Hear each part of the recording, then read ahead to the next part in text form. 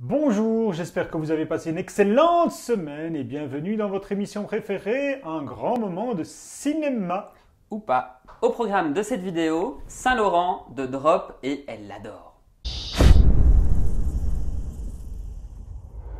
Bonjour Nicolas, Bonjour Emma. comment s'est passé cette semaine? Fort bien. C'est vrai? Oui, oui. Il y a des films intéressants cette semaine? Oui.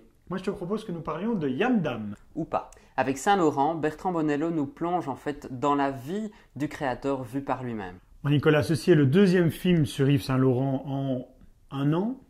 Oui, même pas. Alors est-ce qu'on préfère celui de Jalil Lespers ou celui-ci de Bonello? Est-ce qu'on préfère celui qui a été mis en place ou celui qui a été mis en place pour contrer celui qui a été mis en place précédemment?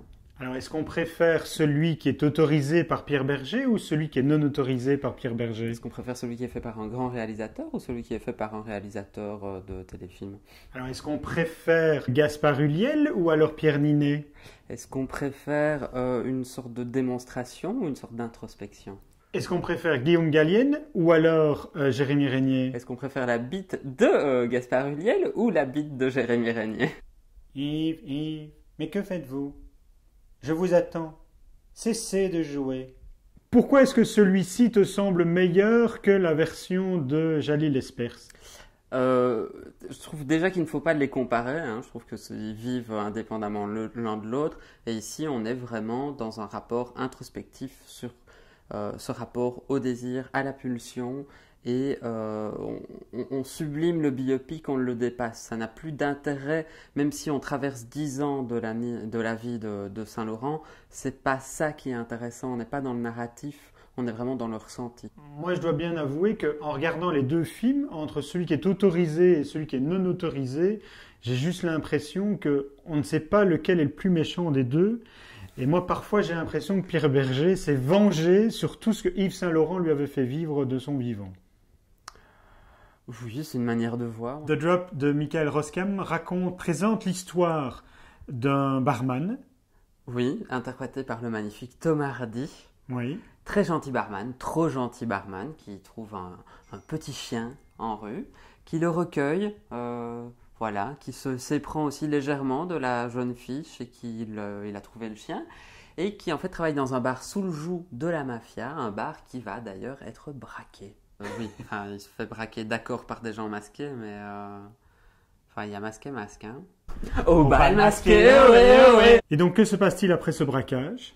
Le barman vit sa vie, hein, simplement. Il s'occupe du chien. Le chien est devenu son centre d'intérêt. La mafia n'est pas très contente que le bar se soit fait braquer, le fait comprendre. Mais on se rend compte que le braquage n'est pas si innocent que ça. Et la seule personne réellement innocente dans l'histoire semble être ce barman, gentil, très gentil, trop gentil sans doute. Le dicton du film. Il faut se méfier de l'eau qui dort.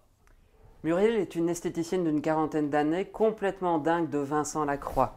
Un jour, son artiste favori débarque chez elle, on est au milieu de la nuit, il lui demande de lui rendre un service aveuglement, elle accepte. L'élément intéressant du film, c'est que si Muriel ignore en fait quel est réellement ce service, en tant que spectateur, nous le savons. Donc nous savons que Vincent Lacroix a tué accidentellement sa compagne et que, en fait, elle doit transporter le cadavre. C'est où je creuse, vieux? Elle l'adore a été réalisée par Jeanne Heury, qui est la fille de Julien Clerc et de Miu Miu. Oui, mais qui est surtout la réalisatrice maintenant de Elle l'adore.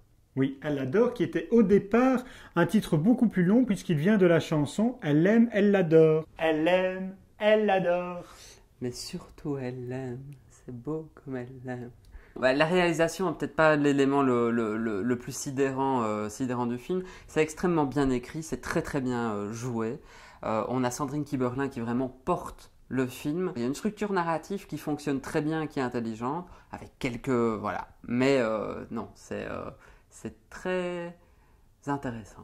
Voilà, nous allons rester là pour cette semaine. N'hésitez pas à liker nos vidéos et à les partager aussi à tous vos nombreux amis. Je suis quand même petit là, sur la fin. N'hésitez pas à aller au cinéma.